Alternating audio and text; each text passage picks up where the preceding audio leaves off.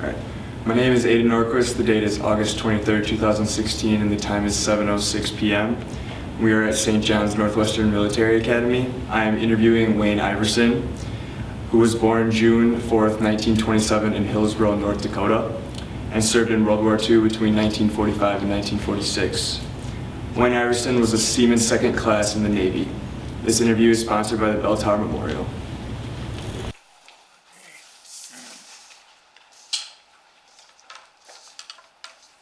Okay, so Wayne, to start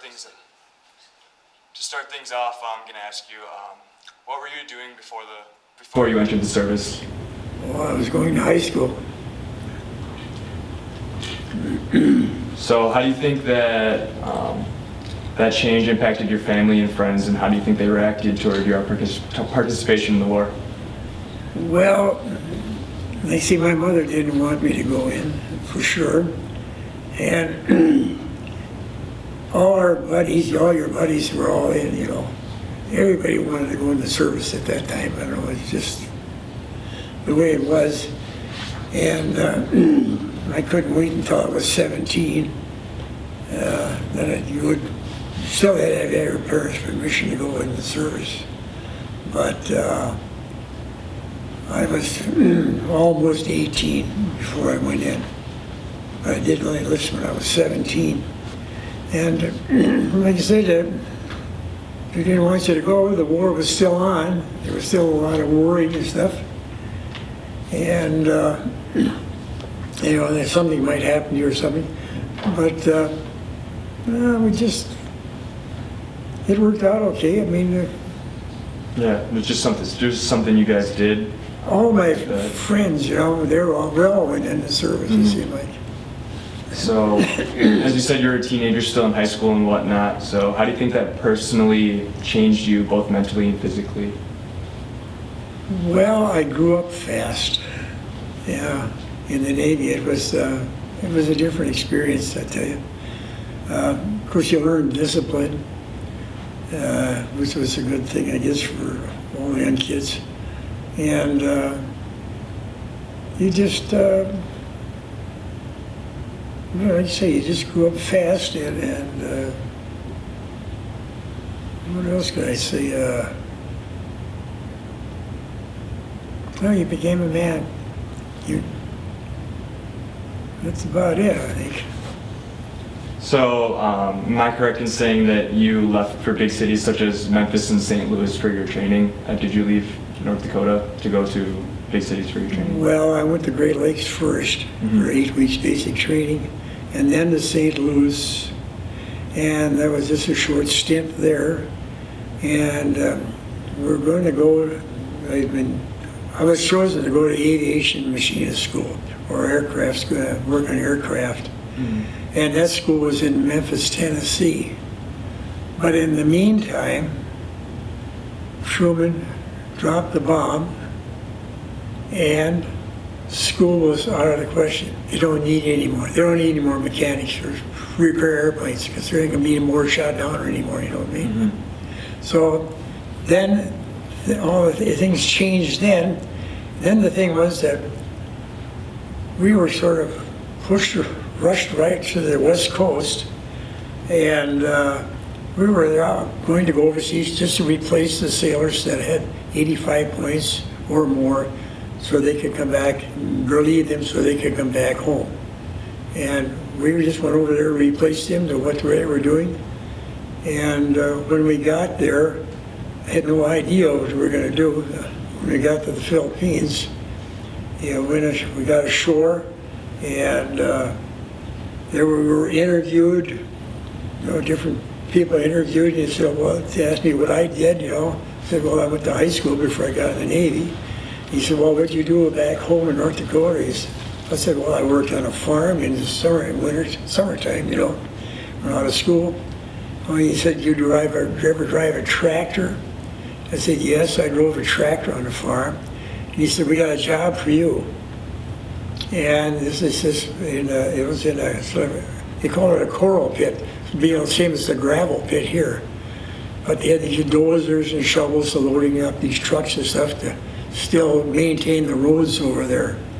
And I got this, introduced me to this other sailor that was driving the bulldozer, operating it, and he said, well, when I got out there, he said, he'll show you how to operate this thing, and he says, in a couple of days, you'll be on your own. And that was it for that part.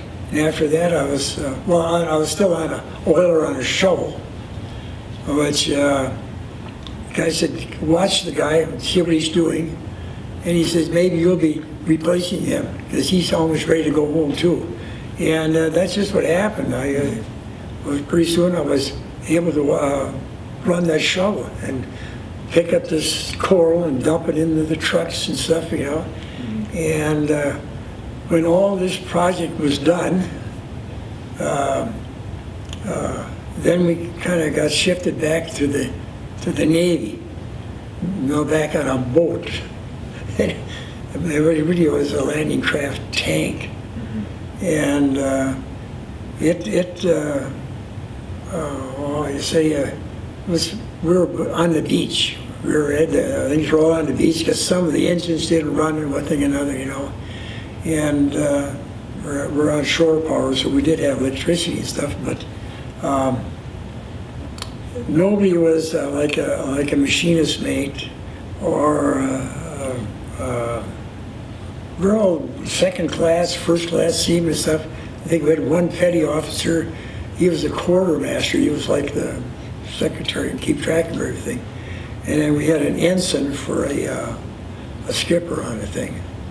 And otherwise, nobody really had any much experience or anything. We were on this boat. And they said, well, what can you do? And I said, oh, I don't know. It's just terrible the way that galley is in this boat here. Dirty as could be. I said, we could probably clean that up and maybe we could start eating all these canned goods and sea rations and stuff. Maybe we could use the galley. And well, yeah, he said, you want to do that, go right ahead, you know. So a couple of us, we got together and cleaned it all up. And then, of course, nobody was a cook, you know. Well, take volunteers, you know. You cook a couple of days, the other guy cooks a couple of days, and something like that there. And it seemed like we all went back to the sea rations you know, that we had, because the stuff that was in the hold, all of the canned goods and everything, you know, they've been there for I don't know how long, and it was very, very hot in the Philippines, and when you open them up, the stuff would almost crawl out of the can, you know. So we decided we'll go back to eat sea rations and stuff like that. But that was time spent on the boat, and we finally did get the thing running, you might say, and we were able to. Our job was to destroy all the munitions and everything that they had there, you know, all the ordnance and stuff, and then we hauled that stuff out into the deepest part of the ocean there. Right over there was about 15,000 feet, and all this stuff was cast overboard after the officer had, you know, wrote down all the serial numbers of the cases and everything, so they knew everything was going overboard, that nothing would be going back to anybody else. And everything was destroyed. Everything was destroyed. Yeah, you've elaborated about your time in the Navy a little bit and how you were overseas. How do you think you personally adjusted to being on the ship and in foreign lands? Oh, I thought that was great. I mean, being on the water, I never got seasick. I just loved being on the water. And to be over there to see something different, you know, it was different. I mean, you know, from what we had back home here, you know, at that time. And you just sort of acclimate yourself to it, and you got used to it, you know. It was, like I said, it was a great experience. So you talked a little bit about the landing craft tanks. Do you care to elaborate more on like what those do and how they operated and what they were meant Well, for? the landing craft tank, it carried 4 tanks on it. 2 in the center, one on the starboard, one on the port side of the boat. And I never had any, no, I wasn't there when they landed any tanks, but that they told us about how it operated and everything. And all we used the craft was to get rid of all this ordnance and munitions and stuff. But as far as, in fact, those of us that were on this craft, none of us had any experience as far as wartime experience. We were just there on a boat, and well, I'd say having a good time, really. Yeah. You really didn't have any hard duty of anything to do. There was no paint chipping or nothing on this thing or nothing. We didn't like that because as soon as we got done with all of this stuff, all of those crafts were sold to Filipino entrepreneurs or people that owned lumber companies or something.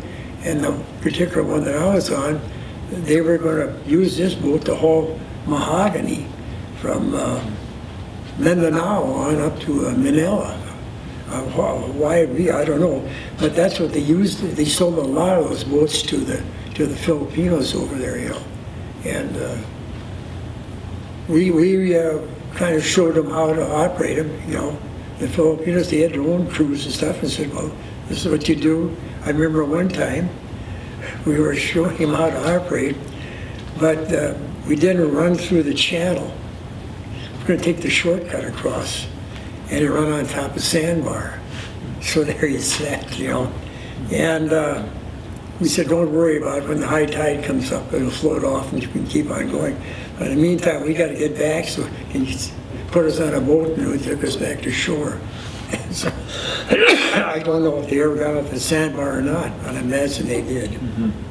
So did the Navy ever give you any extensive training on how to operate an LCT or along those lines like that? No.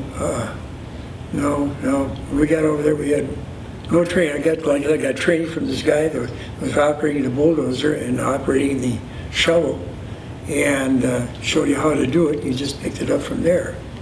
Yeah, but you never had any book training or anything like that on it. No, nothing.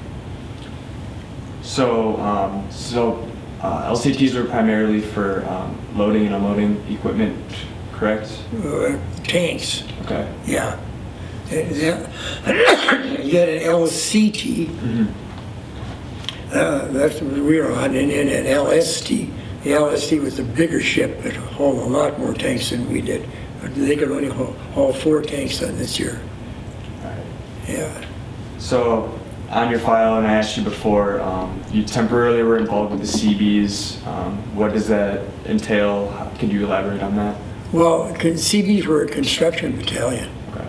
Yeah, and their primary was to build roads, build the runways and stuff, but over in the Philippines, we didn't worry about the runways, just worried about the roads, kept the roads intact, is what they did. And then it was, like I say, we dug huge holes in the ground to push the airplanes in, that the old airplanes they had there, and they just run over those with the bulldozers and put dirt over there, packed and run over more, packed it down. So nobody should be able to dig them up, and I'm sure that they did. So did you ever see some of the historic islands like Okinawa or Iwo when you were over in Asia Pacific? No, I went to Leyte. Okay. Leyte was where they invaded the Philippines, or the invasion of the Philippines was. So were you and other Navy officers or soldiers kind of preparing for battle with the Japanese, or what was your primary focus over there? We weren't, no, not there, because the war was over. Like I said, before we left, he dropped the bomb here, and we were still in the States here. And then right after that, they moved us out to get us overseas to relieve the people there that had the points to come home there. But preparing, only through a boot camp did he prepare us for that type of stuff. But with the enemy and everything, he said, just remember, the enemy is going to kill you if you don't kill him. So that's just how they told it to us there, and that was it. Yeah, you talked a little bit about Truman and how he dropped the atomic bomb on Japan. How did you feel personally about that? Well, we were all happy, that we wouldn't have to go to war. We knew then, well, we're never going to fire a shot at anybody or anything, that we didn't really know what was going to happen to us, We're all celebrating, really, like everybody else in St. Louis, where everybody was celebrating. And then, I guess when I got to thinking about it, when they shipped us out, to Memphis, we were there maybe a week or so, and then shipped us on out over to San Francisco. Treasure Island, I should say. And there we got ready to go overseas. And we didn't do nothing there in Treasure Island, just sat around, saw some good shows, Bob Hope and Danny Kaye and Jerry Colonna. They all come up there to entertain you. They sit on like a loading dock, and that was their stage, and we just sat there and watched it. So. Why do you think the Navy still sent you over to the Asian Pacific if they already knew the war was over? Well, they sent us over there to relieve the sailors that were there. Yeah, they had points. They could come home. They wanted to get them home right away because they had spent a lot of time over there. Did you expect the atomic bomb to happen? What was your feeling? No, never. That was such a secret. Nobody knew. Yeah. Did you know that would be a turning point in the war? Well, no, didn't really think about it when I heard about it, how to destroy it. Boy, we've got a weapon here, And all of a sudden, they dropped the other one on there, and they just said, we've had enough, that's all. Yeah. What would you say is probably the toughest encounter you had overseas? Toughest encounter? Yeah, or toughest situation, either working or against the Japanese and whatnot. Well, it was never against the Japanese. Okay. Once in a while, a guy would get somebody on guard on some kind of a depot. It could be a munitions depot, whatever. They had the only threat over there was the Hucks. That's the present-day terrorists that they have there now. They were a threat to us if we were out, say, on a water patrol or something. And but I never encountered any, but I did hear of guys that got shot by them. Yeah. What would you say is your most profound moment overseas? Oh boy.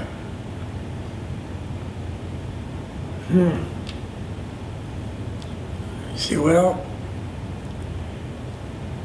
I can think of one thing. I saw a guy got shot. I mean, right after he got shot, and they brought him up to the sick bay there, and I just couldn't imagine what happened. A guy, he got hit right in the head with a 45. The SP shot him.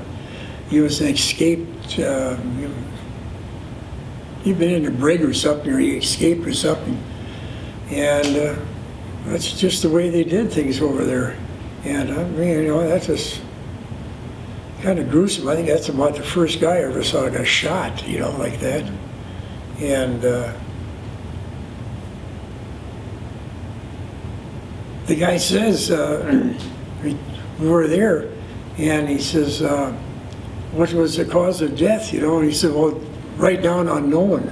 Well, you knew it, he got shot. But that's what they did. Mm-hmm. And I think that's one of the worst things that I saw, really. So, could you share with me like an example of strong leadership that you encountered, either yourself, a friend, a colleague, or a major or anything like that? Well, strong leadership there. Oh. Nothing over there. I think the leadership was when we went through boot camp with our, not a drill sergeant, but our company commander. That was a guy that was a leader. He surely told you everything, what you had to do and everything. But when we got overseas, it was kind of, I thought it was kind of lax over there, really, you know. We kind of did our own thing sometimes. I had another guy, a fellow, another sailor. We decided to, the aircraft carrier Boxer was anchored in the port out there in the bay. And we decided we were going to go out and see this aircraft. That's a big ship, you know. And we got like a fishing rig from some Filipino there. And we thought, well, we'll go out with this thing, you know. We don't know how to run one of those things. And we got out there close to the Boxer. There we somehow tipped this here rig, this bloto, they called it, over, and now we're floundering out there in the bay, and there's a strong current out there. I mean, there's a strong current. We're trying to swim against this current, and we're hanging on to this boat with the sailors on top, the Boxer. They saw the predicament we're in, and they launched a boat out there and picked us up.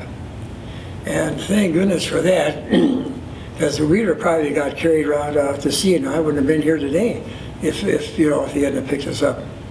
And they said, you know, what are we doing out there? And we never got aboard the Boxer. We didn't see that. And they just took us back to shore with this launch that the type they had out there, you know, and said, well, we got back, and like I said, we were just gone for a little while. We didn't get no for being AOL or nothing like that, you know. We just out having fun out, like we're going fishing or something, you know.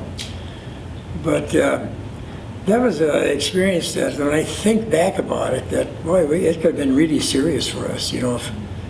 But when you're 18, you know, you don't have any fear, it seems like. Yeah. Yeah. Do you have any other unique, interesting stories that would make your experience different from others that went to war? Oh, boy. Well, I tell you, it's, like I say, overseas, all we did was we decommissioned ships over there, and we were never long enough in one place to really do something, you know, really. We just got pushed from one place to one place to one place, you know. And you were just waiting your time too when you go back home, you know. Christmas in the Philippines was a little different. I mean, that was, you know, you got homesick then, about that time, the first Christmas away out there. But that's, can't think of much other than that, really. So when you came home from the war, what were your thoughts? Were you happy, sad, excited? Yeah, we were happy, you know. There was another sailor and a guy from the Army. We all got on the train together at Oakland, California. We were all going to North Dakota out there, and we just had a good time. The war is over. We're out. We're going home. What are you going to do? Well, I don't know. I'm going to go to school. I'm going to do this, and, you know. And like I say, we just never get a thought. The first thing you got home, you got your mustering out pay. Maybe you'll buy yourself a car or something, you know. And the first thing you did, you got home, you signed up for your, what they call it, 5220. You got unemployment for 52 weeks, $20 a week, automatically. I mean, they just give that to you.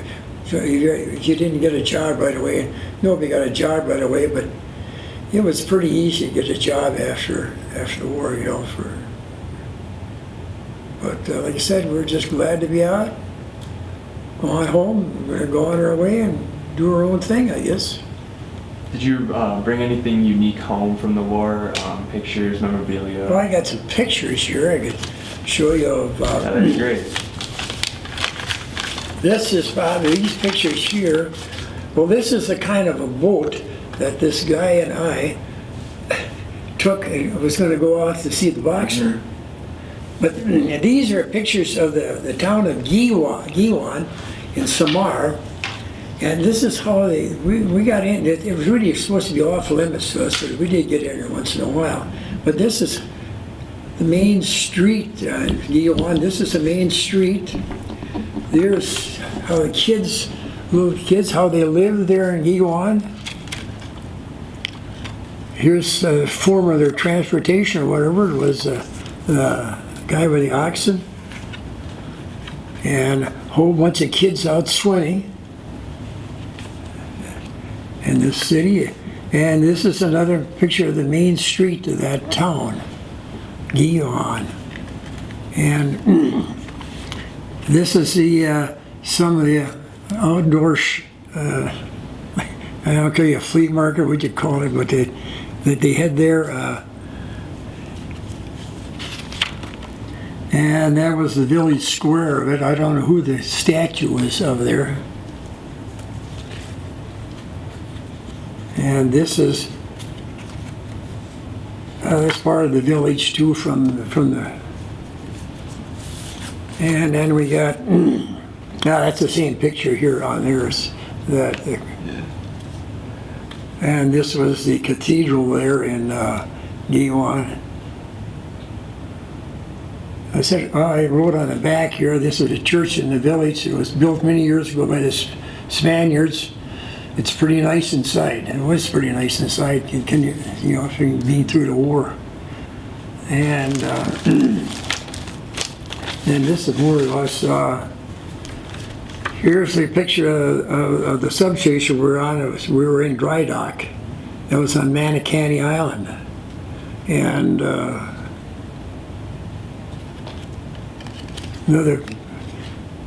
a picture, you can't hardly, we all had little video cameras, real Browning cameras, and the quality of paper was very great. And that was a skipper on the boat, and this is sort of the crew that we had on that boat. That's about it, and the skipper on that LCT. And this was a picture of the LCT with nothing on it, all the junk and stuff on there. And a picture of myself sitting on the boat, and another thing up by the conning tower that was on that craft. And here's the picture of it sitting on the dock, the LCT 748. That's the one we took out later to dump some of the munitions and stuff. And there's another picture of this is the SC 747, it was a subchaser, and we were in dry dock in Manicanny. We had 3 of those boats in one dry dock. And all those boats were made by the Berger Boat Company in Manitowoc, Wisconsin. All wood hulls, all wood. That's another picture of it, it's one of the other ones at sea there. And that's just another picture of dry dock. It's really small. I mean, camera, we didn't have much cameras there. It's another picture of it in dry dock. This was another one, another picture of it in dry dock. Yeah, and here is one that, well, what it looked like when it was underway. And this is another picture of the subchaser. I guess we're getting ready to go into the dry dock. And here's the picture of us. We all had our picture taken when we were on there. And I could point out where I was at on that picture I put on there. This is the LCT again. Yeah. And yeah, there's a picture of the bulldozer that I was on. December 1945. And this is an APA. It was the kind of ship, the last one I served on, and that was just to decommission the ship. And that's what it looked like. Let's see, and here's an LST. No, this is an LC.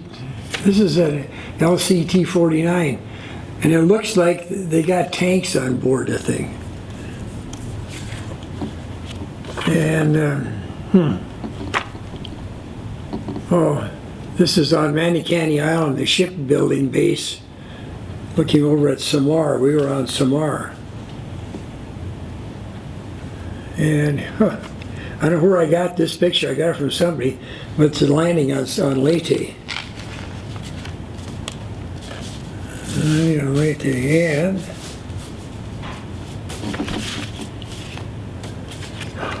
oh, that was a Japanese gun on Leyte. We hauled rice over to Leyte is all we did. And this is another APA. That's the one that took us overseas. It's a same boat that I helped decommission. And that's a picture of me when I got discharged and we're on our way home. That's it. And I had my, like I said, I had my old Navy cap. I can't get it on anymore. That was our dress blues Navy cap. Yeah, they were kind of nice. I mean, and that there, I got 3 medals: the Asiatic Pacific Medal, the Victory Medal, and the American Theater Medal. And that's about it, what I had there. Yeah, definitely. Seeing all this, the war definitely impacted you, and how do you think it shaped you as a person? Well, it's a lot more responsible and everything. Like I say, when I got out, I went to school for about a year, and then I decided I was going to get in my own business. That was trucking. I did that for a couple of years, and that didn't work out. And then I went and got a job driving a Greyhound bus. Would you say the skills that you learned overseas helped you transition through work in America? Oh yeah. I would say so. Yeah. I didn't go into the construction business. I could have probably, but I didn't. I had enough of it over there. It was fun where it was at. What do you consider your most important contribution during your service? Most contribution, well.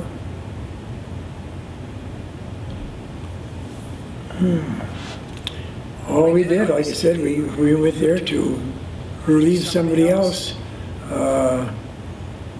We did what we were told. I mean, that was it. I mean, there wasn't much we could do. I mean, we didn't do any fighting or nothing like that there. So,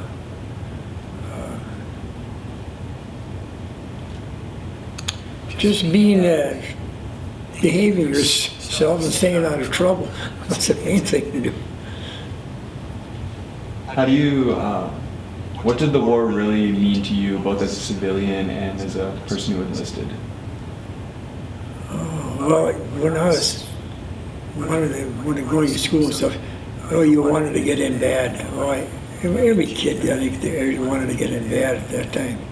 You wanted to go in service. You wanted to do your job. You heard what they did to our troops, you know, in Germany, like Bataan and everything. Boy, it riled you up, and you wanted to get in there and go after them, you know. Yeah. That's about it. And you thought you were old enough to go, and then you went. What do you think are some of the life lessons that you learned? Life lessons? Well, I guess to obey orders and stuff. I mean, follow all this through. When you go to work a job, you gotta, you know, you got a job, you gotta do it right. You know, you earn responsibility for the job. You got everything. You got to make your decisions. Sometimes you have to make some snap decisions you got to do. And all this, I think you learned over there, I mean, by being in the service. That I know it helped me when I got out and got it, you know, went to work and everything. Especially when I got the job of driving Greyhound bus. There you were the captain of that ship. You had 38 people that or 39 that you were responsible for their safety and your well-being and everything. And you wanted to do your best job for them and yourself, naturally. And that's one thing you learned, I think, overseas or being in the service, is that kind of discipline and leadership, or you want to call it, but it did me well when in the job that I was at. I think I just have one more question for you. How do you want future generations to view your experiences, and do you have any advice for upcoming generations? Well, this was supposed to be the war that ended all wars, that our future generations wouldn't be going to any more wars or anything. And I think they just got to tell them like it was, what happened and everything, and hopefully that they don't have to go into this year again the way things are now, I guess. But I'm just hoping that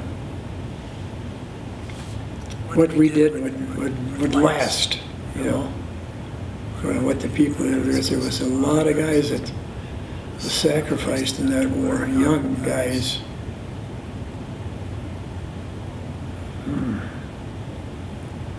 I don't know.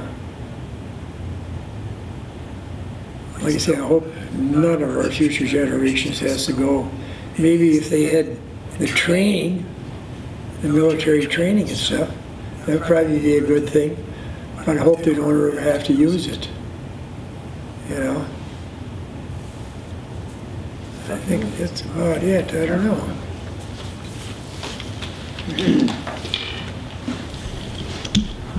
Anything? In closing, this has been an interview of Wayne Iverson regarding his service in World War II.